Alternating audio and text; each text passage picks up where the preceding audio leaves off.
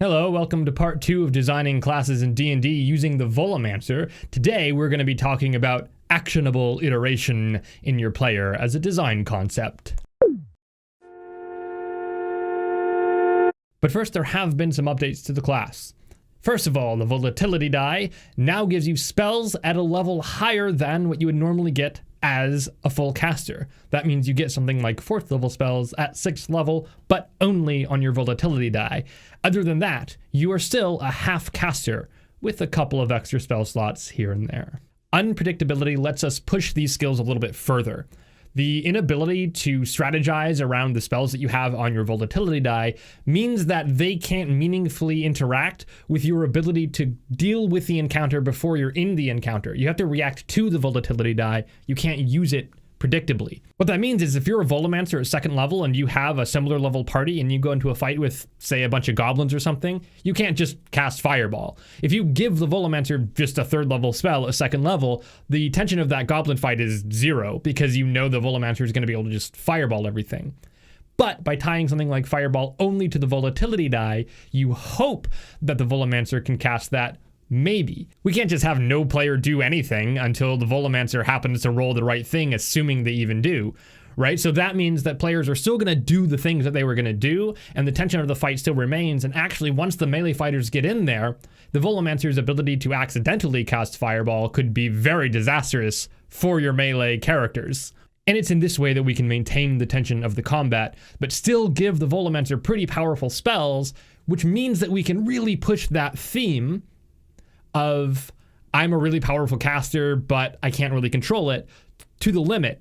And we can take something with half caster like spell slots and make it rival a full caster in terms of its spellcasting ability. First of all, actionable iteration is just when the player thinks about what they could have done differently based on the information that they had in the moment, also based on the retrospect that they now have after the consequence has occurred. Actionable iteration is a really important and useful game design principle because when you're designing something, you can think about what the player is going to be thinking when they first go through it, what information they have access to, what information they might have access to but not realize they have access to, and then after they do it once or twice, you think about how does the player interact with this mechanic on the 2nd time around, or the 3rd time around, or the 4th time around. What meaningful thing have they learned after going through it once or twice? That's what actionable iteration is all about. So how does that work with Volomancer? Well, because we've tied everything to the volatility die, or at least all of the really powerful stuff to the volatility die, we're giving the player the option to think about how much risk they're willing to go through versus the reward that they can gain. Because the volatility die represents not only knowing more spells, because you can prepare spells that you don't know yourself, but it also represents being able to cast much higher level spells, not only than what you would normally be able to cast, but sometimes even higher than what other spellcasters can cast, but not very predictably. But since you prepare the spells on your die from the Volomancer spell list on every long rest, that means that you can iterate very frequently.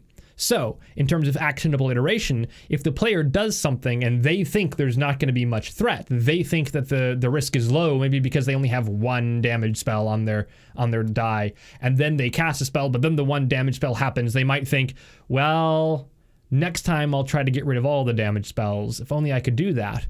But sometimes you can't do that. So maybe they try to slot a lower level spell or a higher level spell and try to get more reward out of the risk. And there are these different ways that you can manage that problem. Next up, we have Glimmer of Control and Arcane Capitulation, which I'll cover together. Basically, the idea is that every time you cast a spell, you should have to ask yourself, do I need to control this spell? Do I want to force the spell to go volatile? Or do I want to leave it to chance? And remember, it's the decision itself that we're worried about here, not the particular option that the player chooses, which means that by creating the opportunity for the player to think about it, or by forcing the player to think about it, we've made the tension begin to unfold. We don't care about which option they choose necessarily.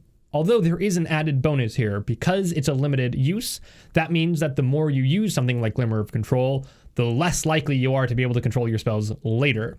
That matters because now a player who's using Glimmer of Control is thinking about how many uses do I have and do I need to waste them here? That sense of I don't want to use this until I absolutely have to, that thing that makes you go into a boss fight with 999 potions, That is at play here, but it's being utilized in a way to, again, drive the core tension. If you read through the class, you need to be thinking about how each mechanic creates a new decision point and how those decision points drive the tension. Don't worry so much about, is this an accurate representation of what the character would do in that moment, because we're worried about player decisions. Everything else is more of an aesthetic decision. It's not unimportant, but it can come later. So let's look at another example of actionable iteration. Here is an older version of an ability that I designed.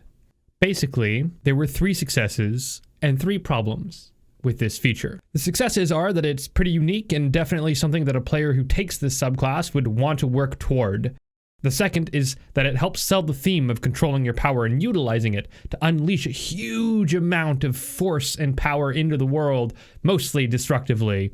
And success 3, it works in older class abilities, which creates a more cohesive feel when playing the subclass, because things like arcane capitulation now become a very important part of how you make your decisions now. However, this has a number of problems. First of all, the math is really crunchy. When do you do this? How do you do this? The 2-for-1 thing is really confusing. It can be very difficult to put together how this works, and then when applying it, it can be really crunchy, really slow, slows everything down, and is prone to arithmetical mistakes. In short, too complex for 5th edition. The second problem is that you can cast really high-level spells really early. Even though it has a huge cost, the ability to cast those spells that high, that early, really removes a lot of the tension from many situations and often renders other characters' contributions to those situations obsolete. This gave you the ability to cast 9th level spells as something like a 9th level Volomancer, which, yes, it's a huge cost, but it's a little bit too much, because if you cast a 9th level spell, even with the randomness element inherent in the Volomancer class, this ability just pushes things way too far. But those 2 issues actually aren't that big of a deal. We can go back, solve those problems, figure out how to make it simpler. We can figure out how to reduce the amount of spell level that you can cast. It's really in problem 3 that things get bad, and that is that the actionable iteration process is unclear. It doesn't really work into any other actionable iteration, first of all. So, for example, when you're preparing spells in your volatility die, which is the core actionable iteration of the class, this deliberate temerity ability doesn't really factor into that very much. You might be able to think something like, I'm going to slot these spells because they're really powerful at 9th level. This feature gives me the ability to cast those, so let's really see what we can get out of that. And that's good. That was the initial purpose of this ability. But other than that, it doesn't really do much in terms of actionable iteration, because it doesn't create strong player iteration in and of itself. If you use this, which results would you want to make a different decision next time? How would you enact that different decision? These are questions that aren't really very well answered by this ability, by the mechanic at play, and so I decided it needed a rewrite. And so deliberate temerity became swell of intensity. Well, we've solved the first problem. It's far simpler. If the situation arises, you can do this new thing is all that it is. One situation, one new thing that you can do. Very simple, very straightforward. Now, the wording here is a little bit wonky. I'll have to go back and fix that. But basically, the idea is that you can only use this after you've used all of your arcane capitulation uses. We'll talk more about that in solution 3. We've also solved the second problem. By allowing you to upcast only by 1 level, and also shifting it to 11th level, that means that you can't cast 9th level spells in this way at all, leaving 9th level spells the purview of exclusively your volatility die, which pushes you more toward wanting to use that, which is much more in line with the decision making of this class and this subclass in particular, because this is from the Unbounded Soul subclass.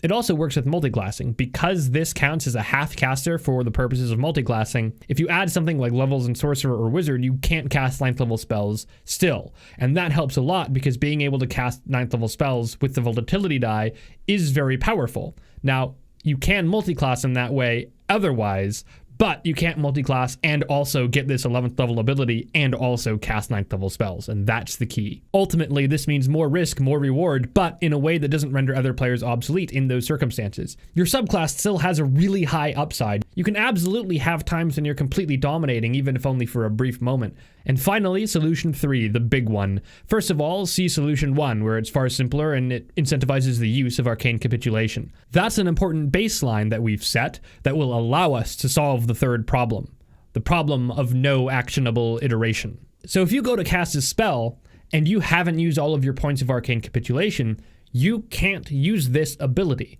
You can't take a point of exhaustion in order to upcast your spell. And that creates an interesting dilemma for the player, because now the player has to think, should I use my arcane capitulation more brazenly? And the answer is, as the designer of this class, I actually do want people to be using their arcane capitulation features pretty frequently. But by 11th level, you do have a fair number of them. So how do we make it so that the player is using them in ways that are interesting, that are creative, that create tactical gameplay for them? Well, simple. We softly punish the player for not using it. Every time they go to cast their spell and they have uses of that ability left, they're going to be thinking, how can I have used this ability more? And then they're going to be thinking about, how can I use it? In what circumstances could I have used it where I think I could have gotten more value out of it? So now, this ability isn't really about driving more decision with regard to the volatility die, and it's not even about creating a new decision. It's about taking the core decision of using arcane capitulation and recontextualizing it to more fit with the general theme of the way that this subclass is supposed to work. And as a bonus solution, it really does solve that theme of exerting yourself to the limit. This feature works systemically and mechanically thanks to clearly defining the player iteration that it creates, and it works well aesthetically. So it feels like something an unbounded soul would do. This is by far the least important consideration because the player decisions and how those iterate are really what make it feel that way, and the rest is just fluff in order to make players have the expectation that it's going to feel that way. But the big point to take away here is that the way the class feels is rooted in the decisions that the player makes, not in the words that you use to describe the spell. And the decisions that the player makes are rooted in how they iterate on their decisions after having made them previously. That is actionable iteration. So that's the second part on our class design series. This one is a little bit more concrete as we went through the decisions that went into this specific class. But I really hope that you got a lot out of why I made the decisions I did and how you can use those patterns to better design your own classes, especially the principle of actionable iteration. Always be thinking about how your player will perceive what happens after they interact with a mechanic and how they'll make new decisions the next time they interact with that mechanic. I actually put a lot of work into this class. I'm pretty happy with it. And it is available on the DM's Guild for you to purchase if you'd like. There's a link. Also, like, comment, and subscribe. Okay, I hate saying that. Okay, bye.